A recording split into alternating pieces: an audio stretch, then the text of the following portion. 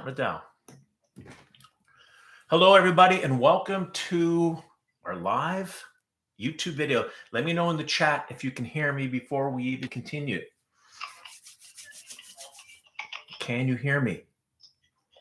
Yes, you can. Excellent. Okay, so I've been looking forward to this all week, and actually, that's a lie because doing live videos is actually nerve-wracking.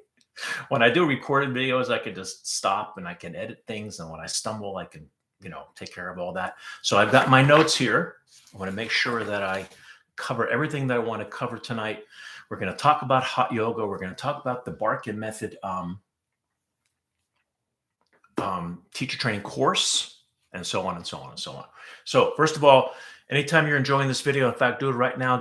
Hit the like button. If you haven't subscribed to my channel, please subscribe to my channel. And welcome to our third live YouTube video. So my name is Jimmy Barkan, teaching hot yoga since 1981. That's when I was actually certified.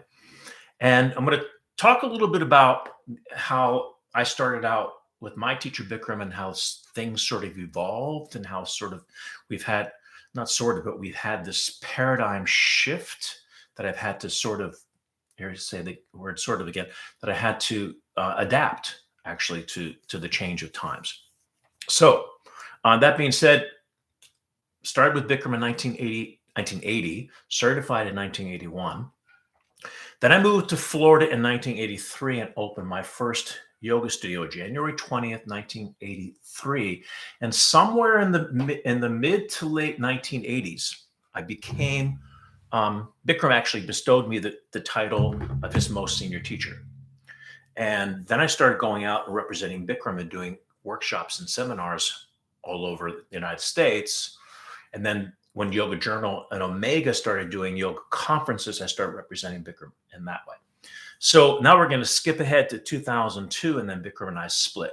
And that's when I created my own style of yoga. And back when we first split, 2002 to 2005, we didn't call it the Barkan Method. I just called it Jimmy Yoga. It was jimmyyoga.com. I think I might even still own that URL, Jimmy, or that website, jimmyyoga.com.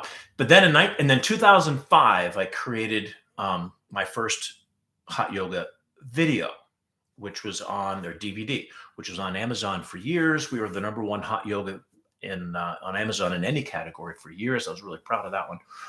And that's when we branded it the Barkan Method.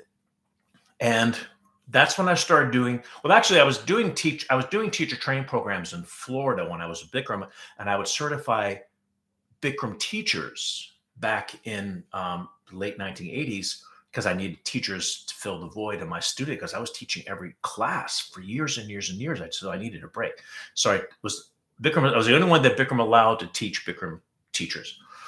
And that was the late 80s to 1994.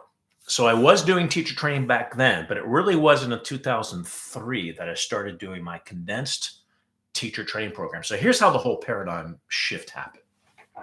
2003, for years and years, people were coming to me, thank goodness for the internet back then, and I was doing like Yoga Journal advertisements. People started coming to me from all over the world, from Japan and from Iceland, and from Hungary and from Australia.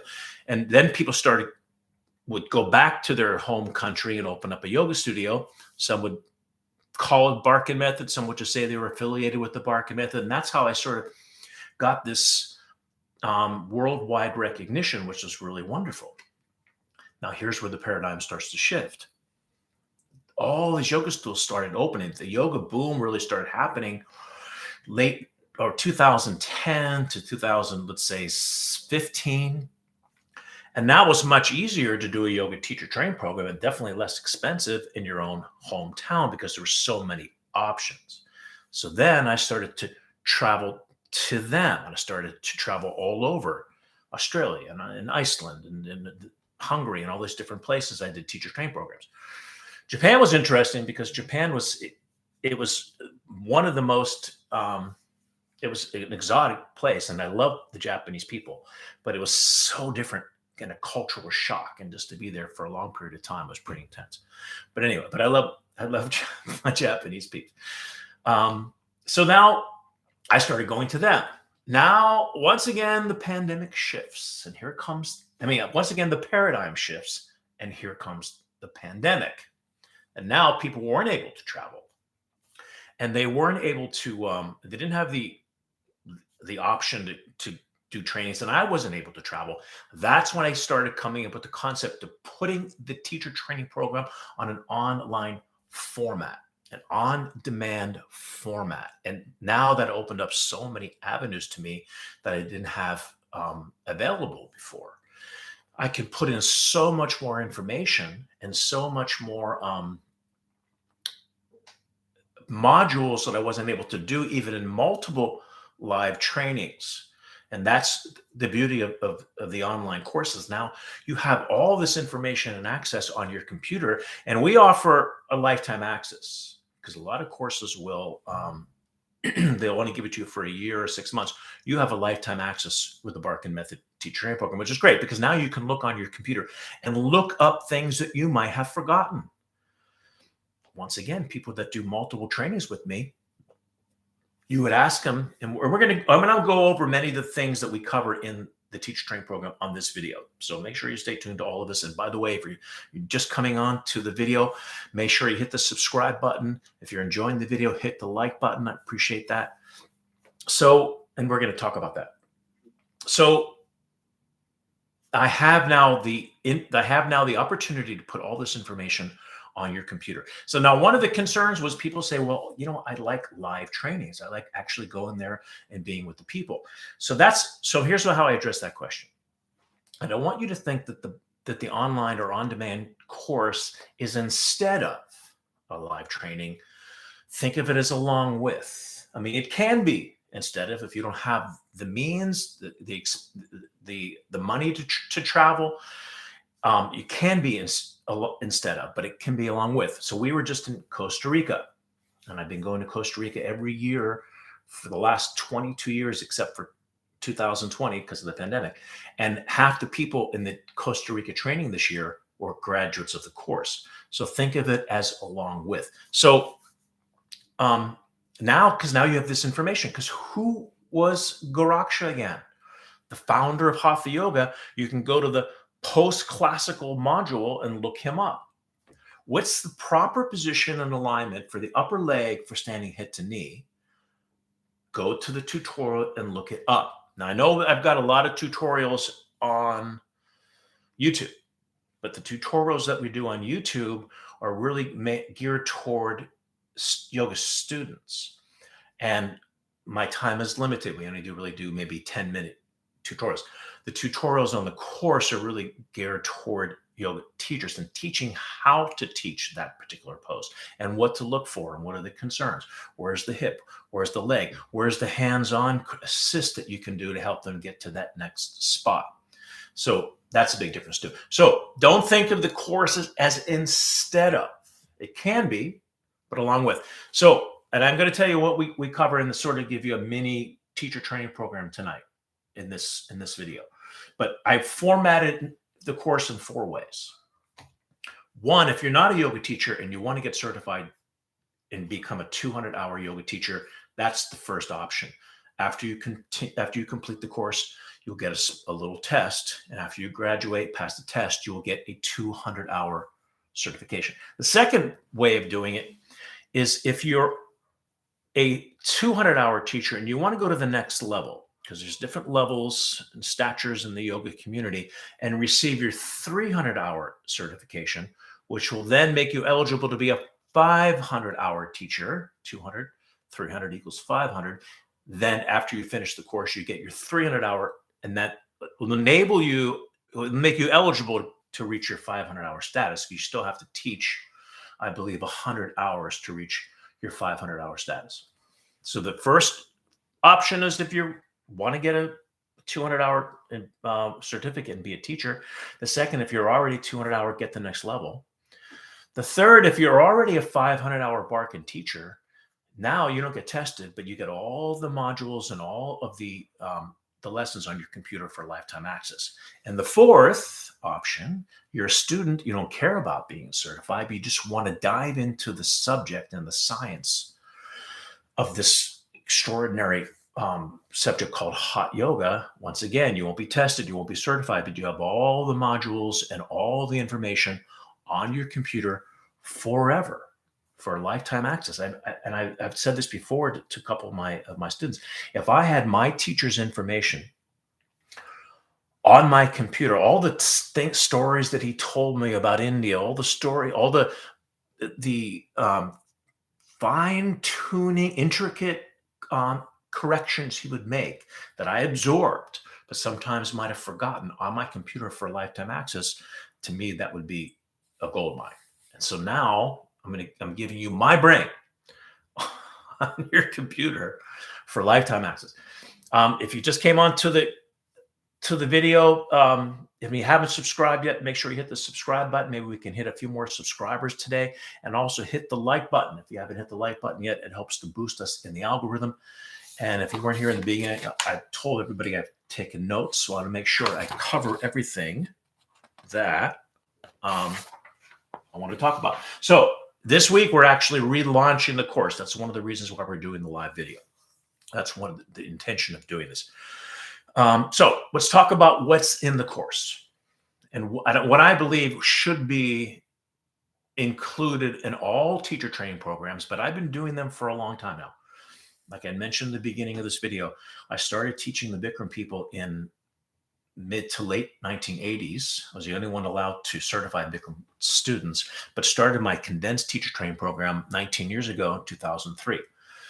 And I actually evolved over the last 19 years. And what I encompass and what I include in the training, which I believe is essential for teachers, for students, to set you apart. Because information is key and information is knowledge. And when you have that information, now you're coming into the classroom with so much more confidence.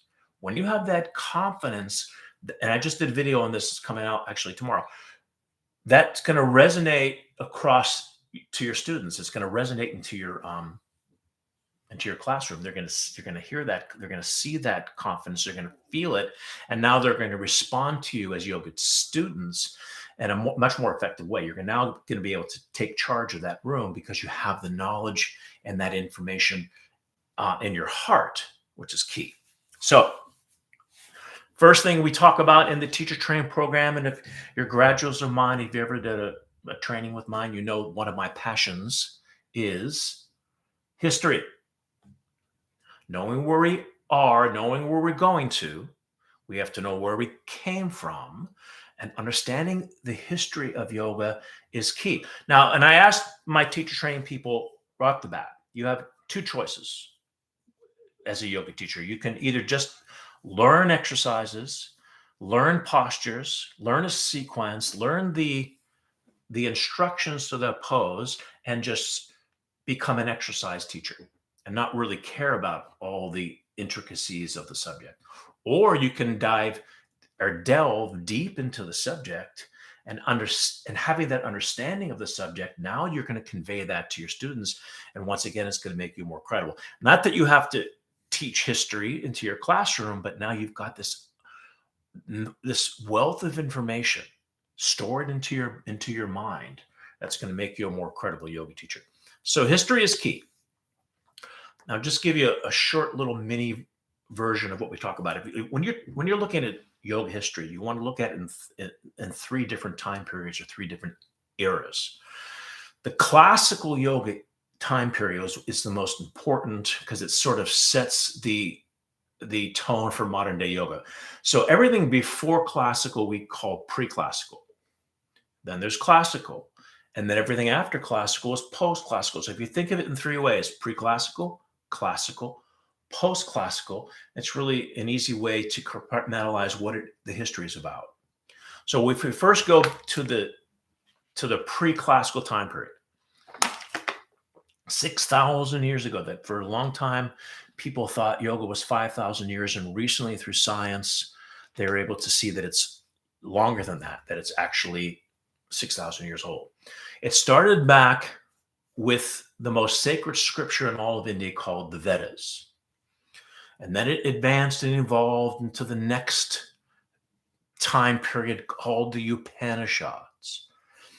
And then we talk about, and then the Bhagavad Gita was written actually in post-classical time, but it was written about the pre-classical time of Krishna. So yoga is very interconnected with Hinduism. And Krishna, to many of the Hindus, especially the ones that worship Vishnu or the Vaishnavas, Krishna to the Hindus, or the Krishnas to the Vaishnavas, is like Jesus Christ is to the Christians. So in the Bhagavad Gita, that was a rich information of knowledge of the history of yoga. But it wasn't until the classical time period that it really set the tone. In the classical time period comes a man, and a very famous Indian sage yogi named Patanjali. Some say there were multiple Patanjalis, 4 or 5 of them, but for the most part, just to think of it as one person, because he's really the one that set the stage for what modern day yoga, what we know now as modern day yoga. And he created what's called the Yoga Sutras. He actually didn't create it. He put it together. He compiled the Yoga Sutras. And in the Yoga Sutras, he writes, and this is where a lot of people have a little bit of a disconnect to what the word means. And we'll talk about that in a second. If you're just coming onto the video, thank you so much for watching our live video. Please hit the like button and subscribe if you haven't subscribed to the channel yet. So Patanjali, in the Yoga Sutras, he now puts together what's known as the 8-limb path. And this is where the disconnect is. Because if you ask, and this is where I start to help yoga teachers understand the terminology of yoga and what it means. If you ask most yoga teachers who designed and compiled the 8-limb path, who's the 8-limb path related to, they'll tell you Patanjali. But if you ask the same yoga teacher, okay, what's Ashtanga yoga? Most of them will say that it's a Hatha yoga system that was created 90 years ago by a yogi named Pattabhi Jois, which is true. However, it's the same thing, because 8 in Sanskrit, asht, limb, ang.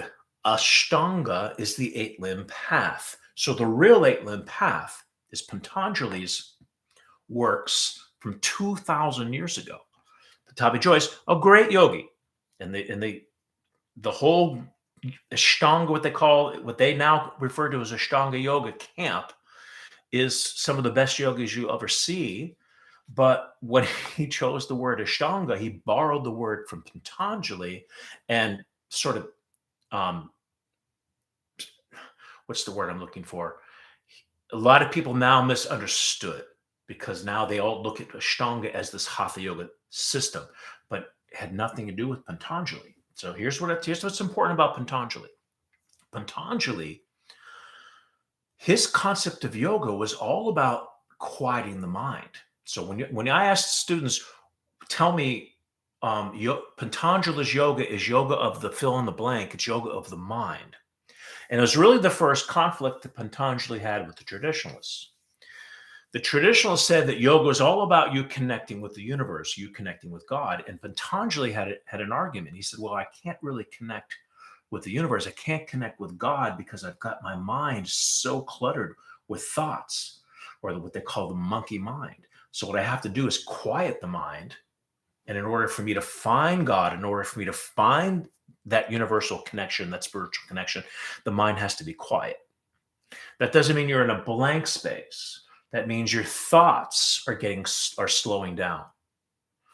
It's like, and one of the metaphors I use, like thoughts are drifting across the inner vision of your mind like clouds across the sky. So we want to focus on the blue sky between the clouds, or the space, what Deepak Chopra calls the gap between our thoughts. And in the gap between our thoughts, we're then able to connect with the universal energy, a union, an immersion. And that's the true meaning of yoga. And we talk all about this in the Barkan Method course, what the true intention is. Because now in modern day times, when you talk about yoga, we're always thinking about postures. And that's what I dedicated pretty much my entire career to. Most yoga studios are teaching asana, and they're teaching the practice. But the bigger picture, even though, like I said, you don't have to teach this, but the bigger picture and understanding the bigger picture is for a spiritual union and connection. So having that spiritual union and understanding it, here is the first conflict. The traditionalists said it's about you in connection with God. Patanjali is saying we need to quiet the mind first. And that brings us to the next part. And this is the last part of the history. I'm not going to go on too long about it. Is the post-classical, because there was a whole nother interpretation of the practice, of the process. Because the traditionalists and Patanjali did agree on one thing. And they said, in order for you to find this enlightened state, or in Sanskrit, samadhi, in order for you to find samadhi, you have to actually renounce the world and forget about the body and the body's pleasure and to transcend it. So now comes a whole nother concept of yoga, and that is, drum roll, the tantric path. Because the tantric path said, why, if finding God, finding the connection with the universe, why do we have to give up the body's pleasures and desires? That doesn't mean to become hedonists, but it means we use the body as a vehicle for that connection. So it's a whole different concept. But long story short, out of the tantric tradition comes the hatha yoga tradition. So I was talking before, yoga is 6,000 years old. How old is hatha yoga? It's only 1,000 years old. So here comes hatha yoga, and Matsyendra and Goraksha are the two main guys, especially Goraksha, that now discover a whole new path. Actually, they don't discover it. They're taught by their guru, and Matsyendra's guru is Shiva, a whole other concept that you don't have to discard the body's pleasure to find this connection. But the whole concept of the yogic postures in hatha yoga came much later. They weren't even doing standing poses or even calling the standing yogic postures poses until about 100 years ago. They were actually calling the standing postures tapas as a means toward discipline, being austere. But it was most of the yogic postures before 100 years ago were sitting or on the floor, like doing the Cobra series, Cobra Locust, Full Locust Bow. So once again, these are things that we go over in detail on PowerPoints in the Barkan Method Hot Yoga course. History is one of my passions, as maybe you can hear right now through my voice.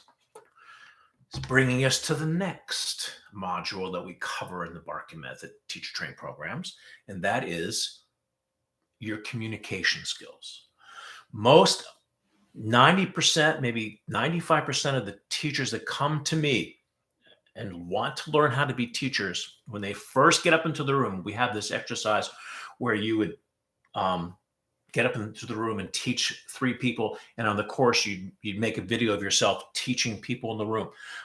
Everyone goes, 95% go to this place, what I call the presenter voice or the teacher voice, where it's a cadence. They think they have to sound a certain way to project the message across the room. And then what happens to most people is it becomes very robotic and like an automaton, and it just continues to repeat. And when you're having repeated sounds in your room, and I've made a few videos of those, you can check out on my channel. Unfortunately, because this is a live video, I can't really show you. Sometimes I'll put up little bullet points or I'll put up thumbnails of videos. I can't do that in this live format. I had software I could do it, but I don't have that yet. Sorry. So we have a video I did called Find Your Authentic Voice. So now that you're in this repeated pattern, now that you're in this cadence, and it's okay to have it, but you must learn how to break it. So you're in a position, and now I'm coming from the hot yoga world, so we use a posture like half moon, for example. You're standing feet together, toes and heels touching, bring your arms overhead, interlace the fingers, take a deep breath in and stretch up and over to the right side. That's a teacher voice, a transition voice. Now that you want that voice to command and project across the room so they will hear you and then will pay attention. Now that you've got them into the position, now you want to break that pattern and in your authentic tone, explain to them in your own voice, in your own way of talking. I mean, that's how I help bring you out, and I coach that with you. Bring out your own words that will explain the posture in a way they will hear you. Because if you're continuing that repeated pattern, they're going to tune you out. So here we are over into the position.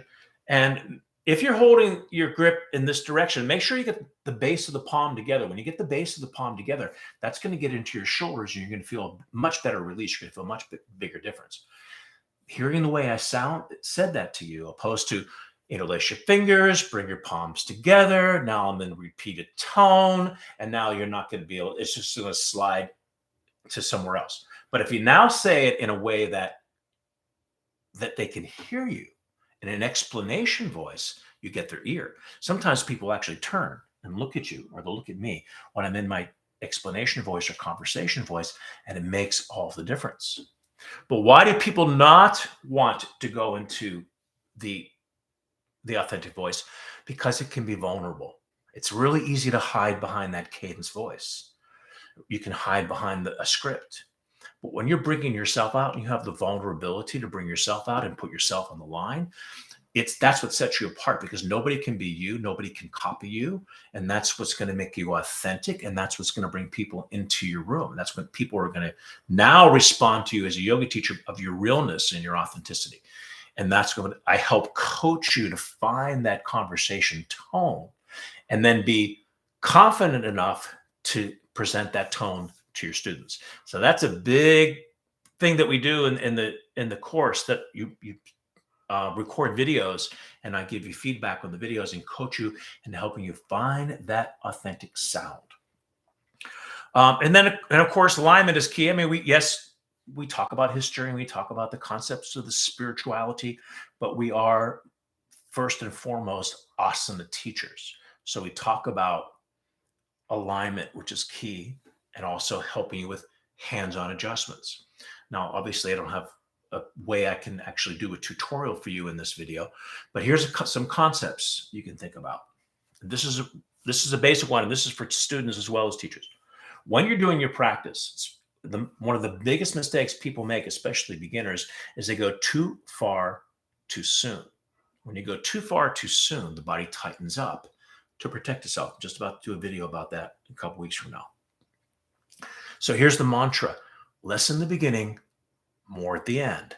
Less in the beginning, more at the end. So when your body is now ready to, at the very end of the pose, your body actually starts to get tired, starts to fatigue, and now you can take it to the next level. Now, if you can wait, if you have enough fuel left in your tank, now you can kick up at that last position, or you can go to that full expression at the very end. So you have to pace yourself. So standing bow is a really great example. Many people, and like I said, I'm just doing a video on this in a couple of weeks. It's coming out. Many people, when they do standing bow, they spend way too much attention on coming down into the position. And when they're down into the position, they just stay there and they just hold it. They just hold it.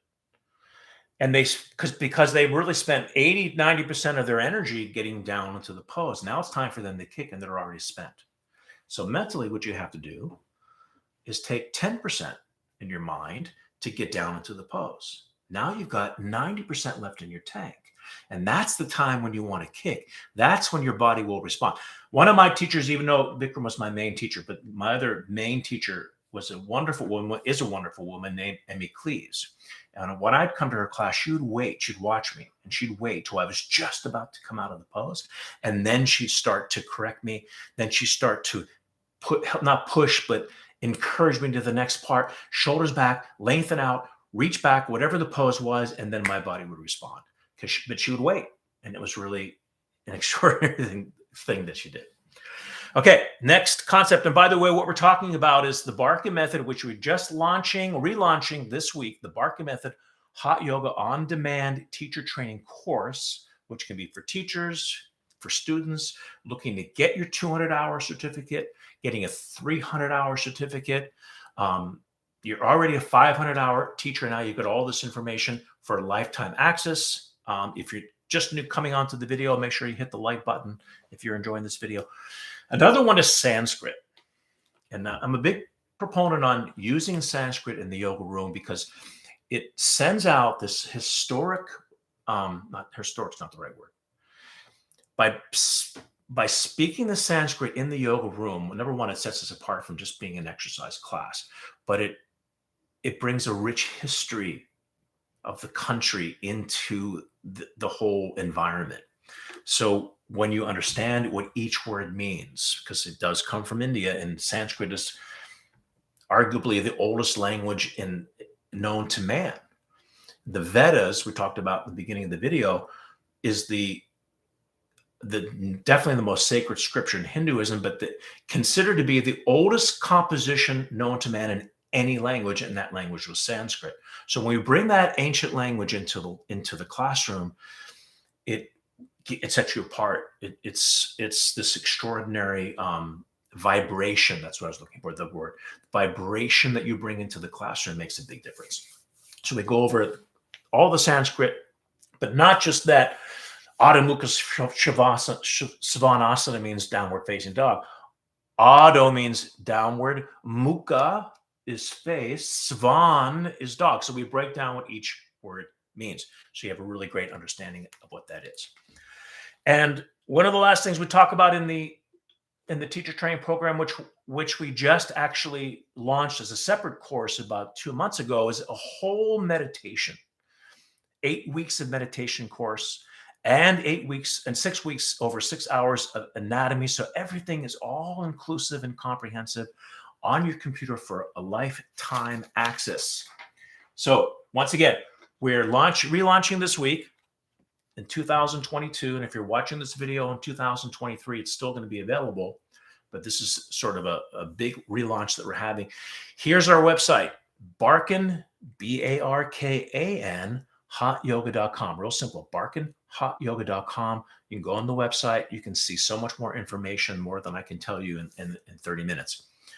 If you're looking for a 200-hour, a 300-hour, you already a 500-hour teacher, or you just want the information, it's going to be at your fingertips for lifetime access. And it is a life-transforming experience, because having that information and knowledge is everything. It's key.